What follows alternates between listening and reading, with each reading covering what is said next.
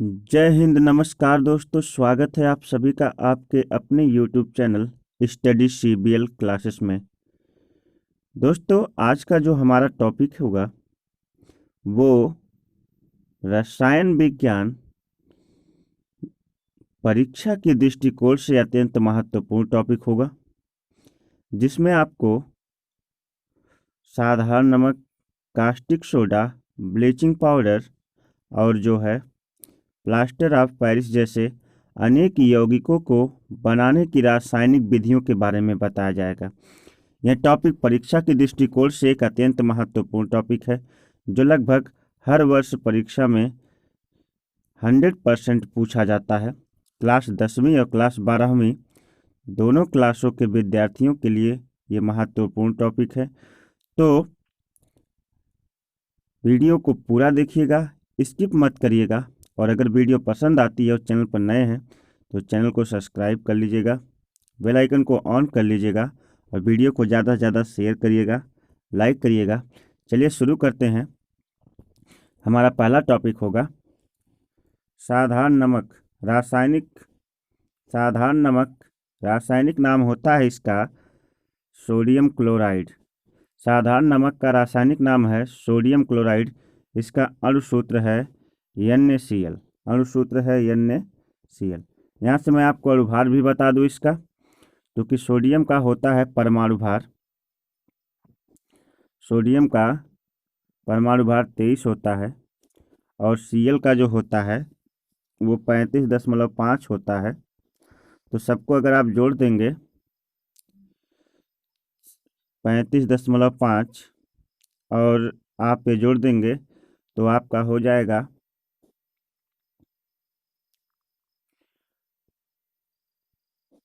58.5। ये इसका अणुभार आ जाता है NaCl का। चलिए अब प्रयोग किस प्रकार से NaCl को बनाया जाता है जरा उस विधि को पढ़ लेते हैं, जो लिखने के लिए आती है परीक्षा में। तो कह रहा कि हाइड्रोक्लोरिक अम्ल एवं सोडियम हाइड्रोक्साइड की अभिक्रिया से उत्पन्न लवण सोडियम क्लोराइड कहलाता है।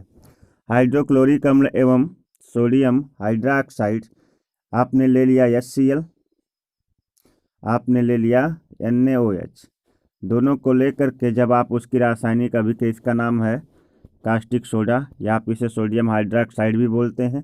तो हाइड्रोक्लोरिक अम्ल और सोडियम हाइड्रोक्साइड को लेकर के जब इनकी रासायनिक अभिक्रिया यहाँ कराई जाती है तो ये बनाते हैं सोडियम क्लोराइड, और साथ में जल भी बनता है।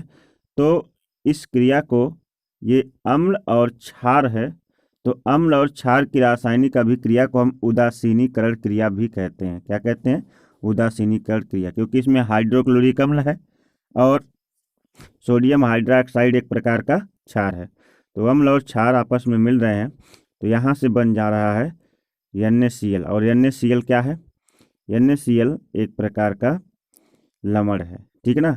तो अम्ल और क्षार के रासायनिक संयोग से लवण भी बनता है। तो यहाँ हमें लवण कौन सा लवण बनाना है? सोडियम क्लोराइड बनाना है। तो सोडियम क्लोराइड के लिए हमें क्या करना पड़ेगा? हाइड्रोक्लोरिक अम्ल और सोडियम हाइड्रोक्साइड का आपस में रिएक्शन कराना पड़ेगा। तो हमने कराया, यहाँ हाइड्रोक्लोरिक अम्ल है, यहाँ सोडियम हाइड्रोक्साइड है, इनका आपस में रासायनिक अभिक्रिया कराया तो सोडियम क्लोराइड और जल बन जाता है। करा कि यह एक उदासीनी लवण है, जैसा कि मैंने अभी आपको बताया कि उदासीनी अभिक्रिया है, उदासीनी लवण भी है। साधारण नमक NaCl द्वारा कई उपयोगी पदार्थ जैसे sodium hydroxide NaOH, baking soda NaHCO3, washing soda Na2CO3, विरंजक चूर्ण तो यहाँ से CaOCl2 और प्राप्त किए जा सकते हैं ना। इसे खनिज नमक भी कहा जाता है। तो ये साधारण नमक का टॉपिक यहाँ पे ख़त्म होता है। अगला हमारा आ जाता है कास्टिक सोडा, जिसको हम कहते हैं, कास्टिक सोडा को सोडियम हाइड्रोक्साइड या इसे हम कभी कभी सोडा लाइम भी बोल सकते हैं। काफ़ी लोग इसे सोडियम हाइड्रोक्साइड का, पहले हम जो है सोडियम हाइड्रोक्साइड का सूत्र जानते हैं। सोडियम हाइड्रोक्साइड का सूत्र होता है NaOH। क्या होता है? NaOH। सोडियम हाइड्रोक्साइड का सूत्र है NaOH। कह रहा कि सोडियम क्लोराइड के जलीय विलयन में विद्युत प्रवाह द्वारा NaCl वियोजित होकर के NaOH बना लेता है। इसे क्लोर क्षार प्रक्रिया कहते हैं। ये इंपॉर्टेंट है, क्लोर क्षार प्रक्रिया। क्लोर क्षार प्रक्रिया। जब आप क्या करते हैं, सोडियम हाइड्रोक्साइड की रासायनिक अभिक्रिया जल से करा कर उसमें विद्युत धारा प्रवाहित कर देते हैं। यहाँ देखिए NaCl है, 2H2O यानी जल के साथ इसका रिएक्शन कराया जा रहा है और यहाँ पर विद्युत धारा आपने प्रवाहित की है। और जैसे विद्युत धारा प्रवाहित किया गया है तो NaCl जो है NaOH के साथ अभिक्रिया करके NaOH H2O के साथ अभिक्रिया करके NaOH बनाता है और साथ में Cl2 और हाइड्रोजन गैस क्या करता है, मुक्त कर देता है। ठीक है ना।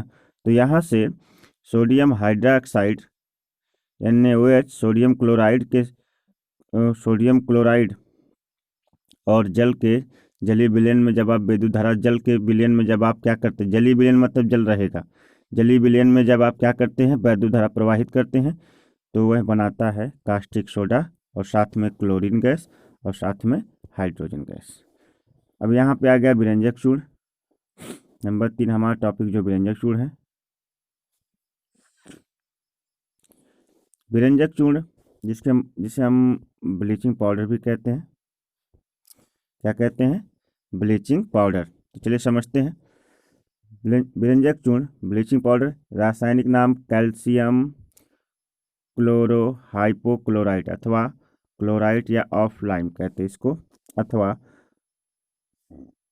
क्लोरीनेटेड लाइम कहते हैं इसको। ठीक ना। ब्लीचिंग पाउडर, इसको हम इसका आपको अणुसूत्र इसका Ca कोष्टक में OCl फिर Ca कोष्टक बंद Cl, या फिर आप इसे बोल सकते हो CaOCl2, जैसा कि अभी पीछे बताया मैंने, CaOCl2। निर्माण विधि क्या है इसकी? औद्योगिक स्तर पर इसे करा कि हेसन, क्लेवर अथवा बैचमैन विधियों द्वारा शुष्क भूजे चूने के पर क्लोरीन गैस प्रवाहित करने से किया जाता है। ये विधियां हैं जिनसे हम ब्लीचिंग पाउडर क्या कर सकते हैं, बना सकते हैं। बैचमैन विधि और हेसन क्लेवर विधि ना, हेक्जिन क्लेवर विधि। करा कि निर्माण की औद्योगिक विधियां ये हैं कि स्तर पर इसे हेसन क्लेवर अथवा बैचमैन विधियों द्वारा शुष्क भूजे हुए चूने पर क्लोरीन गैस की क्रिया द्वारा क्या किया जाता है, बनाया जाता है। ठीक है। आपको लेना है CaOH का ट्वाइस बूझा हुआ चूना, जिसकी रासायनिक अभिक्रिया आपको क्या कर देनी है, क्लोरीन से करानी है और इसे गर्म करना है। इसमें हेक्सेन क्लेवर विधि भी आप इस्तेमाल कर सकते हैं, बैचमैन विधि भी आप क्या कर सकते हैं, इस्तेमाल कर सकते हैं। ठीक है दोस्त।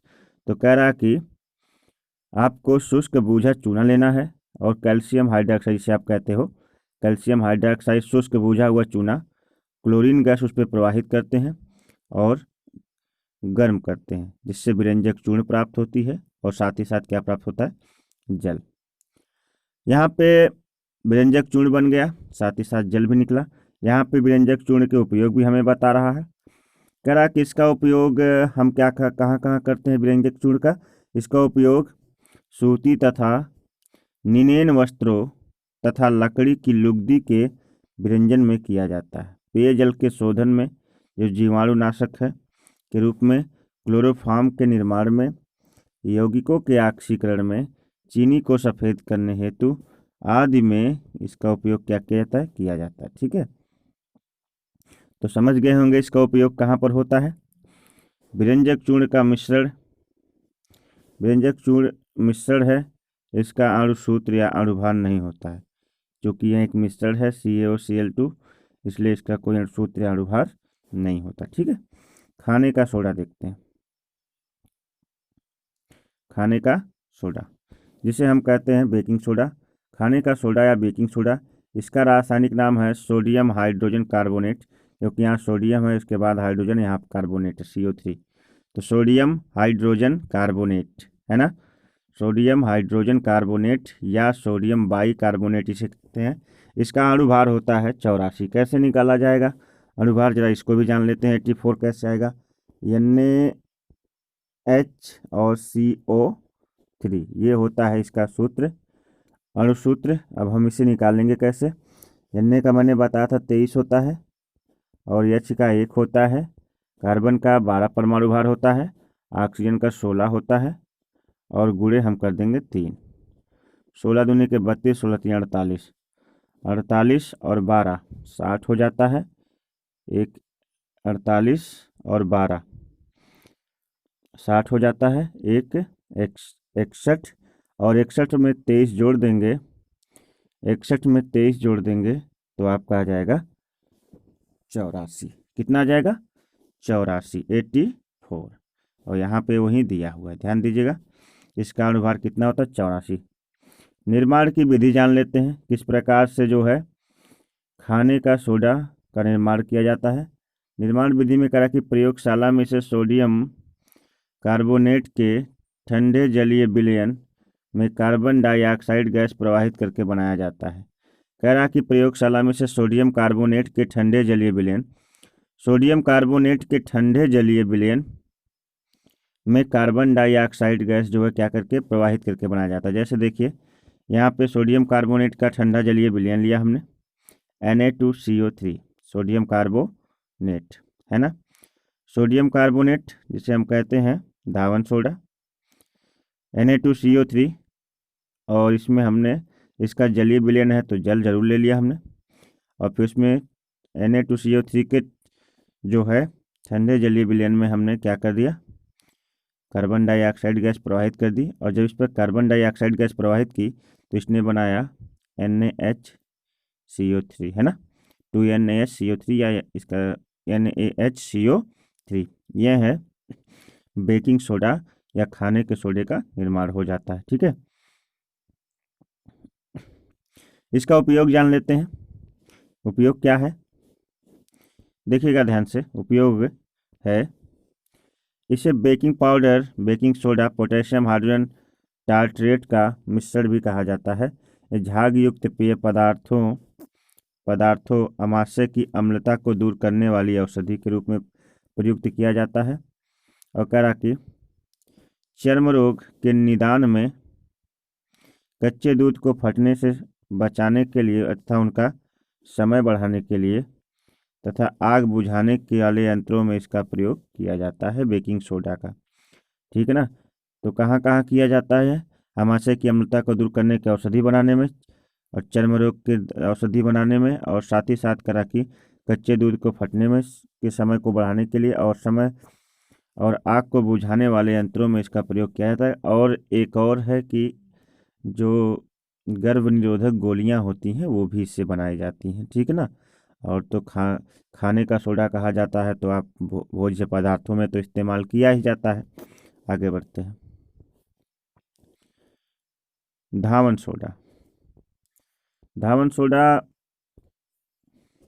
सोडा या कपड़ा धोने का सोडा कहते हैं। इसका रासायनिक नाम सोडियम कार्बोनेट या डेकाहाइड्रेट होता है। सोडियम कार्बोनेट या डेकाहाइड्रेट, सोडियम कार्बोनेट या डेकाहाइड्रेट इसे कहते हैं रासायनिक रूप से। मैंने बहुत महत्वपूर्ण टॉपिक उठाया है जिसे मैं अभी बता रहा हूँ, इसको हो सके तो नोट करते चलिए। अगर नोट करने की व्यवस्था नहीं है तो वीडियो को पॉज कर लीजिए और कॉपी कलम ले लीजिए। सॉरी, अगर स्क्रीनशॉट लेने की व्यवस्था नहीं है तो आप नोट कर सकते हैं, अन्यथा आप स्क्रीनशॉट भी ले सकते हैं। लेकिन किताबों और कॉपियों में लिखी गई चीज़ें ज़्यादा समझ में आती है, इसलिए मैं आपसे रिक्वेस्ट करूँगा कि आप ज़रूर नोट करें। तो चलिए, करा कि रासायनिक नाम इसका है सोडियम कार्बोनेट या डेकाहाइड्रेट। सामान्य नाम इसका है सोडा ऐश या क्रिस्टलीय सोडियम कार्बोनेट। क्रिस्टलीय सोडियम कार्बोनेट, क्रिस्टलीय सोडियम कार्बोनेट जिसका फार्मूला है Na2CO3। इसका अणुभार बता रहा है, इसका तो 22 गुना के 44 हो जाएगा, 23 गुना के 46 होगा। इसका 46 और 12 और 48 जोड़ दीजिएगा, 286 आ जाएगा इसका अणुभार। इंटू 10⁻², अब इसमें जुड़ेगा तब जाके 286 आएगा। पूरा फार्मूला होता है Na2CO3 इंटू 10⁻²। जब इसको जोड़ेंगे तब इसका टोटल जो अणुभार निकल के आ जाएगा वो आ जाएगा 286। ठीक है ना, इसका सामान्य नाम है सोडा एस या क्रिस्टलीय सोडियम कार्बोनेट। रासायनिक नाम है सोडियम कार्बोनेट या डेकाहाइड्रेट।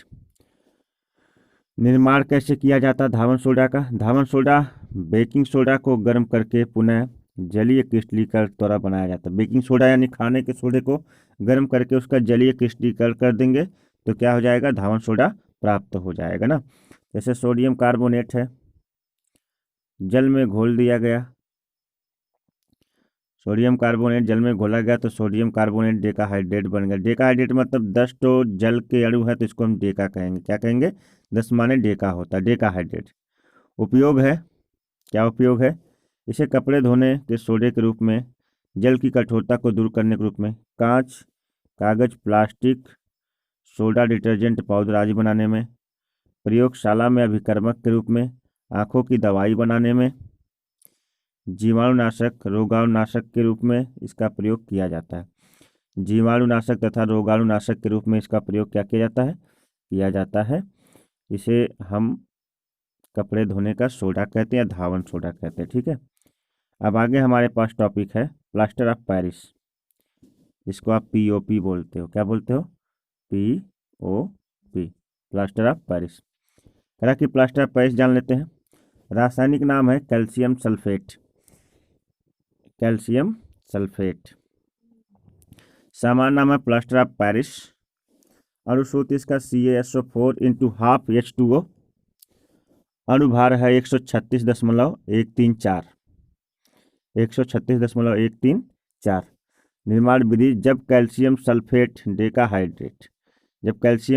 डेकाहाइड्रेट अर्थात जिप्सम को 373 केल्विन ताप पर गर्म किया जाता है तो वह उसका निर्जलीकरण हो जाता है, जिसके बाद वह प्लास्टर ऑफ पेरिस में बदल जाता है, प्लास्टर ऑफ पेरिस का निर्माण करता है। देखिएगा, इधर जिप्सम है, जिप्सम को 373 डिग्री सेल्सियस पर गर्म करते हैं, वह plaster of Paris CaSO4 × 12H2O, CaSO4 × 12H2O यानी प्लास्टर ऑफ पेरिस बनाता है और साथ में इसका निर्जलीकरण हो जाता है, जल बाहर निकल जाता है, साथ में जल भी बनता है। ठीक है ना। तो जिप्सम का जब हम 373 केल्विन पर इसे गर्म करते हैं तो प्लास्टर ऑफ पेरिस और जल में क्या हो जाता है? बदल जाता है और इस विधि द्वारा क्या होता है? प्लास्टर ऑफ पेरिस का निर्माण हो जाता है। ठीक है दोस्तों। कह किसका उपयोग के क्या होता है प्लास्टर ऑफ पेरिस का? कह किसका उपयोग? टूटी हुई हड्डियों को जोड़ने के लिए प्लास्टर ऑफ पेरिस का जो है उस पर प्लास्टर चढ़ाया जाता है। जैसे आप हड्डियों के टूटने के बाद चढ़ा हुआ प्लास्टर देखे होंगे तो प्लास्टर ऑफ पेरिस होता है, जो पक्का प्लास्टर होता है। उसके बाद करा किसका उपयोग? उपयोगी सामान जैसे मूर्तियां, खिलौने का निर्माण करने में किया जाता है। इसका उपयोग दंत चिकित्सा की दीवारों को चिकना बनाने के लिए, अलंकरण करने के लिए किया जाता है। दांत यानी दांत चिकित्सा में और साथ ही साथ घरों की दीवारों को बनाने में इसका उपयोग क्या किया जाता है? भारी मात्रा में किया जाता है। ठीक है ना, POP के रूप में। इसे अग्निरोधक पदार्थ के रूप में भी प्रयोग किया जाता है, आग बुझाने वाले पदार्थ के रूप में भी, या आग से बचने वाले पदार्थ को बनाने के रूप में भी क्या किया जाता है? किया जाता है। तो आज मैंने जो है आपको 4-5 पॉइंट पढ़ाए हैं और उम्मीद करता हूँ ये सारे पॉइंट आपको बहुत ही अच्छी तरह से समझ में आए होंगे। और यदि वीडियो आपको अच्छी लगी हो तो वीडियो को लाइक कर दीजिए। चैनल पर नए हैं तो चैनल को तुरंत सब्सक्राइब कर लीजिए। वीडियो को ज़्यादा से शेयर करिए। यहाँ से मैं आपके स्क्रीनशॉट के लिए जो है इस टॉपिक को ला दे रहा हूँ, आप आराम से यहाँ से स्क्रीनशॉट ले सकते हैं। उम्मीद ले लिया होगा स्क्रीनशॉट। अब अगला टॉपिक, इसको भी ले लीजिए स्क्रीनशॉट ताकि आप पढ़ते समय आपको किसी प्रकार की कोई दिक्कत ना हो। ले लिया, आगे बढ़ते हैं। ये हमारा तीसरा टॉपिक है, इसका भी स्क्रीनशॉट ले लीजिए। हाँ, तो अब चलिए चलते हैं, मिलते हैं इसी प्रकार की एक नई वीडियो के साथ। चैनल को सब्सक्राइब करना मत भूलिएगा। तब तक के लिए नमस्कार, बाय बाय, जय हिंद।